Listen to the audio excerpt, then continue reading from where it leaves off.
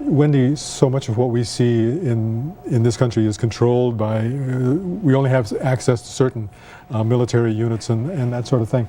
You know, and the support for the war has diminished in this country amongst the civilians. Is there that much support for the war amongst people who are there serving in the military? You know what, that would require statistical work, but I can tell you that the majority, you know, from what I've seen, from what I've dealt with, there is a disagreement, and we feel by our government.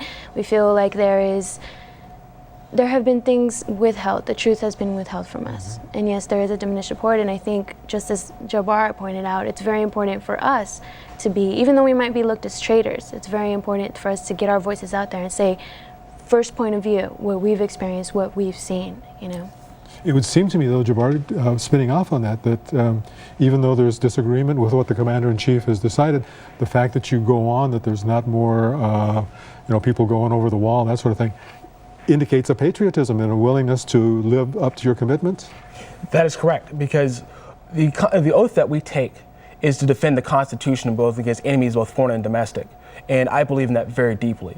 And I'll do whatever it takes in order to, even before my next deployment, hopefully that doesn't happen, but you know, I'll do whatever it takes to make sure that the American people know what's going on, and so that, you know, we can help bring our brothers and sisters home as soon as possible. And with, you know, I'm wondering if there's some sort of a network. How do you communicate? How did you find out about the organization? I found out at the colloquium at Pasadena City College, held by Students for Social Justice, and he spoke there, and one of the co-founders, Tim Goodrich, also was there, and we kind of networked from there, and I attended the meetings, and we've done a lot of our activities.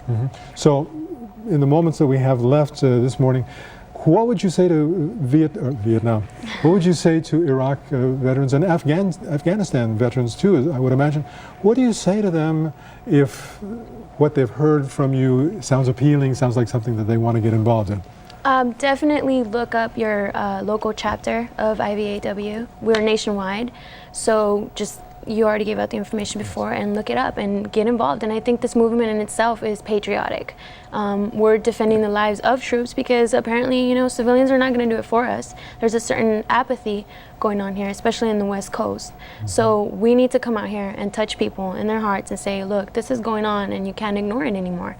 And I think the best people, the best suited people are troops that have been there and have done it. And another thing is, there's a lot of soldiers who come back, a lot of soldiers, Marines, and sailors, airmen, who come back from this war. They feel detached from everybody, you know, they feel detached from the civilian world.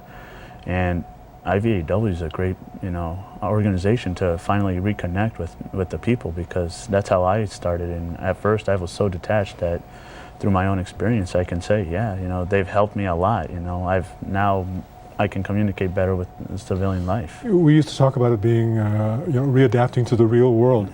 And I would imagine that there's some post-traumatic stress disorder that's also, I guess, endemic. Yeah. Because the three things that Iraq Veterans Against the War stand for is, one, bringing the troops home immediately, and that means ASAP. The second thing that Iraq Veterans Against the War stand for is taking care of all troops, being their, you know, the physical wounds and their mental wounds, and making sure they get the help that is necessary and deserving to them. And the third thing that Iraq Veterans Against the War stand for is reparations for the Iraqi people. Even if that is like a kind of a Marshall-style plan that was helped to rebuild, you know, Europe after World War II. That in order for the Iraq to be whole and stable, that the Iraqis have to build their country up. It can't be this corporate-style rebuilding that we see today, that where the money doesn't go to the Iraqi people. That they hire third-party nationals in order to rebuild the bases or rebuild the structures there, and the money doesn't circulate into the Iraqi, you know, economy. The general population and the economy.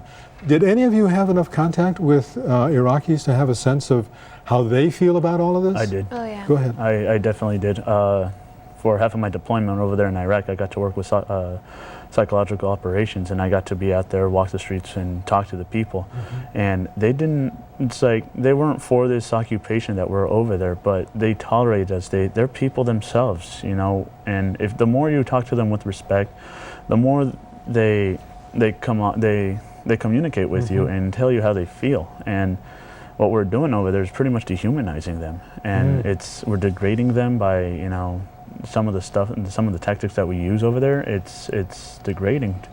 And also, we try to force our way of life on them when they've had a long history of you know, their own traditions. Mm-hmm.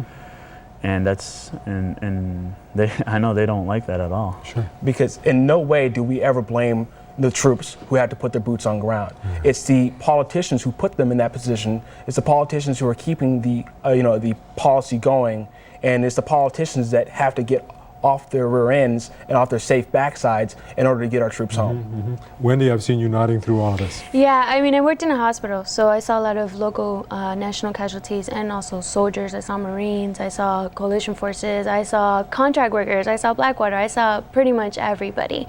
And I can tell you from the local nationals, it's a mixed reaction. You know, some people want to take advantage of our resources that we have to offer medically. They're happy that we're there. Others are, you know, very, very, very, they don't want us there. You know, they're very against our being there. Sure, sure. How far can you take this? And we've only got about a minute left, but how far can you take this as far as pressuring the government to change things? We are the front line in the anti-war movement.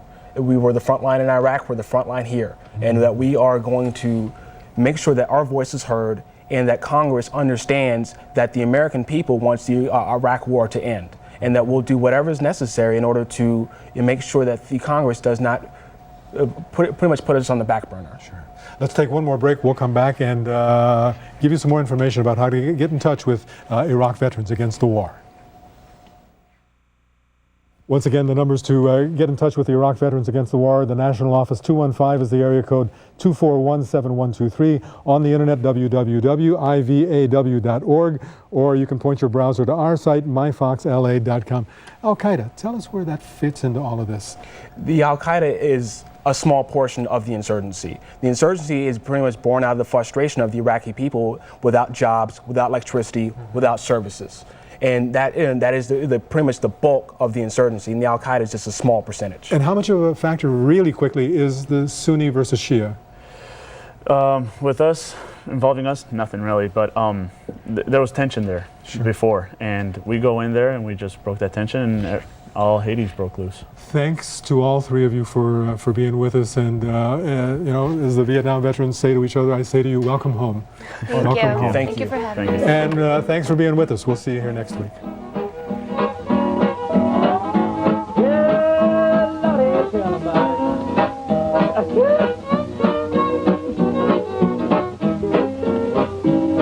I went to the army just to spend a year. The sergeant said, what are you doing here? I got the army blues. Got the army blues. I got the army blues. Got the army blues. I left shooting khaki lawn. I got the army blues.